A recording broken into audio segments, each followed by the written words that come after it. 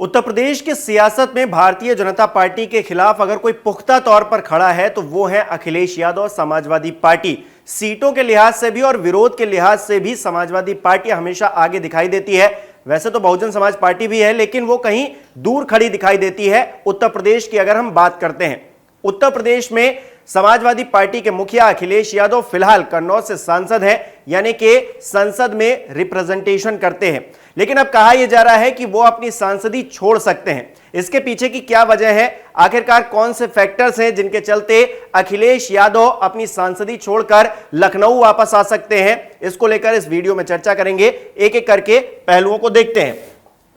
सबसे पहले आंकड़ों की बात कर लेते हैं। आंकड़े अगर देखें तो इस बार जो लोकसभा के चुनाव हुए थे उसमें समाजवादी पार्टी ने 37 सीटें जीती थी, वो भी अपने दम पर। इसके अलावा भारतीय जनता पार्टी पीछे रह गई थी, सिर्फ 33 सीटें ही उसके खाते में आई थी, जबकि इससे पहले 60 से ऊपर 62 का आंकड़ा था भारतीय जनता पार्टी के पास में। लेकिन इस बार जो लोकसभा चुनाव हुए उसमें 37 सीटें समाजवादी पार्टी के खाते में गई और एक तरह से विपक्ष की सबसे बड़ी पार्टी बनकर उत्तर प्रदेश में समाजवादी पार्टी उभरती है। कांग्रेस को भी उसने कहीं पीछे छोड़ दिया था। अगर उत्तर प्रदेश की हम बात करें तो कांग्रेस जो है यहां पर नजर नहीं आई थी ज्यादा सीटों पर, 6 सीटें ही उसने जीती थी। इससे पहले जो उत्तर प्रदेश के विधानसभा के चुनाव हुए थे उन पर भी गौर करने की जरूरत है। यहां पर भी देखेंगे तो 125 सीटें जो है समाजवादी पार्टी ने जीती थी। भारतीय जनता पार्टी से तगड़ा मुकाबला यहां पर हुआ था। इसमें अखिलेश यादव की जो भूमिका थी वो अपने आप में बहुत ज्यादा बड़ी थी। लोकसभा चुनाव से अगर बात करें तो लोकसभा चुनाव के बाद ये लग रहा था कि उत्तर प्रदेश में कहीं ना कहीं भारतीय जनता पार्टी का गेम बिगड़ता जा रहा है, भारतीय जनता पार्टी कहीं पीछे छूटती जा रही है, क्योंकि अखिलेश यादव की मौजूदगी, संसद में उनकी बढ़ती संख्या, हमने देखा हाल ही के जो सत्र हुए हैं संसद में उसमें किस तरह से समाजवादी पार्टी के नेताओं ने, खासतौर पर अखिलेश यादव और डिंपल यादव ने किस तरह से सरकार को घेरने का काम किया है। लेकिन इस बीच होते हैं उपचुनाव और जो सियासत है वो 180 डिग्री घूम जाती है। और जो अखिलेश यादव अब तक तारीफें अपनी कर रहे थे, अपनी पीठ थपथपा रहे थे कि देखिए हमने अयोध्या फैजाबाद वाली जो सीट कही जाती है वो तक जीत ली, भारतीय जनता पार्टी को उसमें भी पटकनी दे दी। हम देखिए कहां पर खड़े हैं और भारतीय जनता पार्टी किस तरह से अपना जो उनका कार्यकाल रहा है उसमें पीछे होती जा रही है। लेकिन उपचुनाव होते हैं 9 सीटों पर, पहले उसमें से 7 सीटें समाजवादी पार्टी हारती है, भारतीय जनता पार्टी 9 में से 7 सीटें जीतती है। ऐसे में लगता है कि गेम कहीं ना कहीं पलट गया। इसके बाद होते हैं मिल्कीपुर के उपचुनाव। मिल्कीपुर के उपचुनाव नाक की बात थी समाजवादी पार्टी के लिए भी और योगी आदित्यनाथ भारतीय जनता पार्टी के लिए भी। इसमें भारतीय जनता पार्टी जीत जाती है और कहीं ना कहीं यहीं से पूरा गेम बिगड़ जाता है समाजवादी पार्टी का और कहा यह जाने लगता है कि क्या अखिलेश यादव अब अपनी सांसदी छोड़ने जा रहे हैं और उत्तर प्रदेश का रुख करने जा रहे हैं। इसके पीछे की वजह यह है कि समाजवादी पार्टी जानती है कि उत्तर प्रदेश में अगर उसने अच्छी पैठ बना ली तो विपक्ष की सबसे बड़ी मजबूत पार्टी के तौर पर वो अपने आप को आगे रख सकती है। कांग्रेस जो इंडिया गठबंधन में अगर आप देखेंगे तो कांग्रेस की स्थिति क्या है हर कोई जानता है। आम आदमी पार्टी का जो दिल्ली में हाल हुआ है उसके बाद आम आदमी पार्टी भी कहीं ना कहीं पीछे हो गई है। ममता बनर्जी भले ही अपने आप को कहीं ना कहीं इंडिया गठबंधन में मजबूत विपक्षी नेता के तौर पर रखती हैं, लेकिन अखिलेश यादव को यह पता है कि उत्तर प्रदेश का जो चुनाव 2027 में होने जा रहा है, अगर उसमें समाजवादी पार्टी पीछे रह गई तो अरविंद केजरीवाल वाला हाल जो है वो समाजवादी पार्टी का भी हो जाएगा। इसीलिए यह कहा जा रहा है कि सांसदी छोड़कर अब वो फिर से लखनऊ वापसी करेंगे, विधानसभा में वापसी करेंगे और वहां पर सरकार को घेरने, दबाव बनाने की कोशिश करेंगे और जो उत्तर प्रदेश का विधानसभा चुनाव होने जा रहा है 2027 का, उसमें पुख्ता तैयारी करेंगे। क्योंकि अगर समाजवादी पार्टी वहां पीछे रह जाती है तो उसकी साख पर बनाएगी, क्योंकि सांसद भले ही उनके पास 5 साल के लिए हैं, 2024 में चुनाव हुए हैं, अब जाकर 29 में चुनाव होंगे तो सांसद तो उनके पास रहेंगे, लेकिन विधानसभा में उनका कितना दबदबा रहता है यह देखने वाली बात जरूर होगी कि पिछली बार जो है एज बनाया था। अगर इसीलिए मैंने आपको विधानसभा के जो नतीजे हैं वो भी दिखाए, 125 सीटें समाजवादी पार्टी ने अपने दम पर जीती थी। ऐसे में अपने वोट बैंक को तो उन्होंने सुरक्षित किया ही था, दूसरे वोट बैंक को जोड़ा भी था और डेंट साफ तौर से भारतीय जनता पार्टी को लगाया था।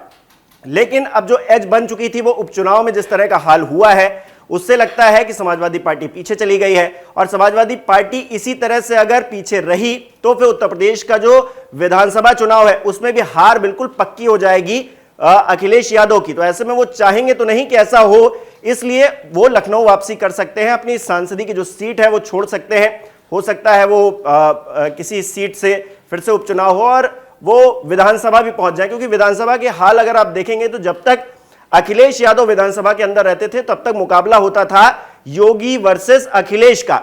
लेकिन इन दिनों जो विधानसभा के सत्र भी हुए हैं उसमें समाजवादी पार्टी कुछ खास बड़ा कर पाई हो, सरकार को बहुत घेर पाई हो, सरकार पर सवाल खड़े कर पाई हो, सरकार को लेकर जो विरोध अखिलेश यादव जब विधानसभा के अंदर होते थे वैसा माहौल अब दिखता नहीं है। तो ऐसे में वापसी हो सकती है। दूसरी चीज ये भी है क्योंकि समाजवादी पार्टी के पास में रिप्रेजेंटेशन के लिए संसद के अंदर बहुत बड़ी संख्या है।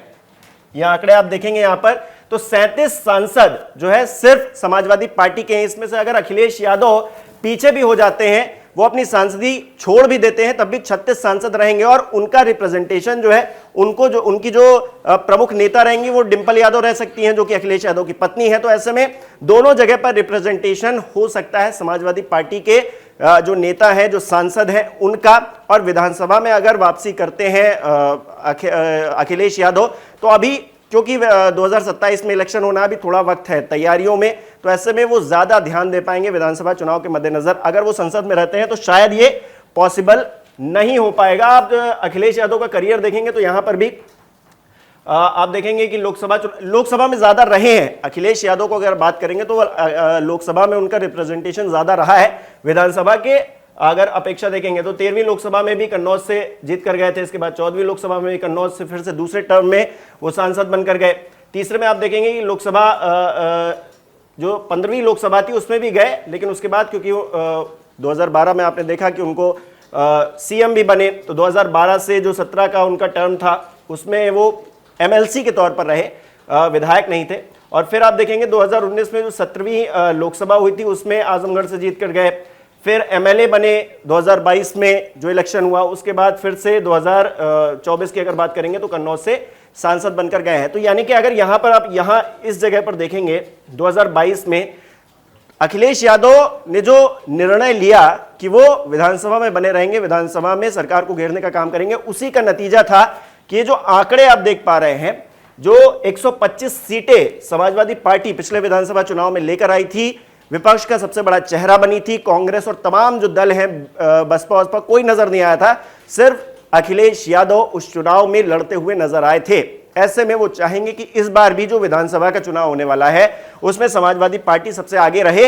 हालांकि उम्मीद कम है कि समाजवादी पार्टी जीत पाएगी, लेकिन लड़ते हुए अखिलेश यादव नजर आएंगे अगर वो लखनऊ पहुंच जाते हैं। और अगर वो संसद में बने रहते हैं तो संभावना ये जताई जा रही है, जो सियासी पंडित हैं, जो चुनावों को बहुत अच्छे से जानते हैं, वो ये आकलन कर पा रहे हैं कि अखिलेश यादव की स्थिति और उनकी जो पार्टी की स्थिति है वो खराब हो जाएगी, क्योंकि उपचुनाव में जिस तरह की हार हुई है, मिल्कीपुर ले लीजिए, जो 9 सीटों पर और उपचुनाव हुए उसमें जो स्थिति रही है, वैसी ही स्थिति विधानसभा के चुनाव 2027 में भी रह सकती है अगर अखिलेश यादव लखनऊ वापसी नहीं करते। आपको क्या लगता है, अखिलेश यादव अपनी संसदी छोड़कर लखनऊ वापसी करेंगे? और करेंगे अगर तो क्या 2027 में कोई कुछ खास कर पाएंगे? क्या जो 125 सीटें मैंने पिछली बार दिखाया आपको आंकड़ों में, ये जो 125 सीटें, इनका आंकड़ा बढ़ेगा या फिर घट जाएगा? हमें कमेंट करके बताइए। बहुत बहुत धन्यवाद।